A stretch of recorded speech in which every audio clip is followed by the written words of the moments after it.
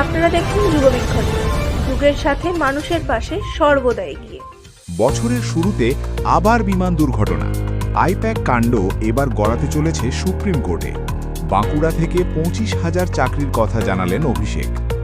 এবার নিয়োগ হতে চলেছে কলেজের সহকারী অধ্যাপক। প্রথম দিনেই 100 কোটি পার দ্য রাজা সাব। আপনারা দেখছেন দুপুরের খাস খবর দুরন্ত দুটো। আসছি বিস্তারিত খবরে। ওড়িশার রাউরকেলা বিমানবন্দর থেকে প্রায় 9 কিলোমিটার দূরে ভুবনেশ্বর থেকে রাউরকেলাগামী 9 আসন বিশিষ্ট একটি ছোট যাত্রীবাহী বিমান জরুরি অবতরণের সময় দুর্ঘটনার কবলে পড়ে। এই দুর্ঘটনায় বিমানের পাইলট গুরুতর আহত হয়েছেন এবং মোট 6 জনকে গুরুতর আহত অবস্থায় হাসপাতালে ভর্তি করা হয়েছে। আইপ্যাক কাণ্ডে মুখ্যমন্ত্রী মমতা বন্দ্যোপাধ্যায়ের বিরুদ্ধে তদন্তে বাধা দেওয়ার অভিযোগ তুলে এবার শীর্ষ আদালত সুপ্রিম কোর্টের দ্বারস্থ হতে চলেছে ইডি। শুক্রবার শুনানির সময় আদালত কক্ষে বিশৃঙ্খলার জেরে এজলাস ত্যাগ করেন বিচারপতি শুভ্রা ঘোষ। কলকাতা হাইকোর্টে বিশৃঙ্খলার জেরে শুনানি পিছিয়ে যাওয়ায় ইডি দ্রুত শুনানির আশায় সুপ্রিম কোর্টে যাওয়ার প্রস্তুতি নিচ্ছে।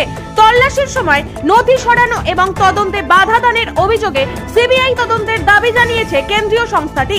অপরদিকে শীর্ষ আদালতে ইডির যাওয়ার আগেই সুপ্রিম কোর্টে ক্যাভিয়েট দাখিল করেছে রাজ্য সরকার।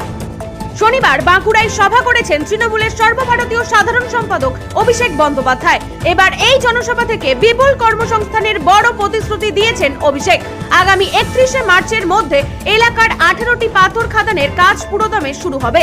ফলে অন্তত 25,000 মানুষের নতুন কর্মসংস্থান তৈরি হবে বলে আশ্বস্ত করেছেন দলের second in command Abhishek Bandyopadhyay. মুখ্যমন্ত্রী মমতা বন্দ্যোপাধ্যায়ের নির্দেশে দ্রুত এই প্রক্রিয়া সম্পন্ন করতে প্রশাসনিক স্তরে তৎপরতা শুরু হয়েছে। আপনারা দেখছেন যুগবীক্ষণ বিনোদনে বাংলা।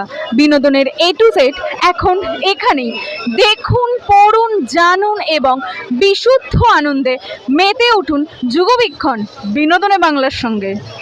রাজ্যের কলেজগুলিতে সহকারী অধ্যাপক নিয়োগের প্রস্তুতি শুরু করেছে কলেজ সার্ভিস কমিশন। বিধানসভা নির্বাচনের আগেই রাজ্যের কলেজে সহকারী অধ্যাপক নিয়োগের বিজ্ঞপ্তি প্রকাশ করতে চায় কমিশন। ফেব্রুয়ারিতেই সহকারী অধ্যাপক নিয়োগের বিজ্ঞপ্তি প্রকাশিত হতে চলেছে।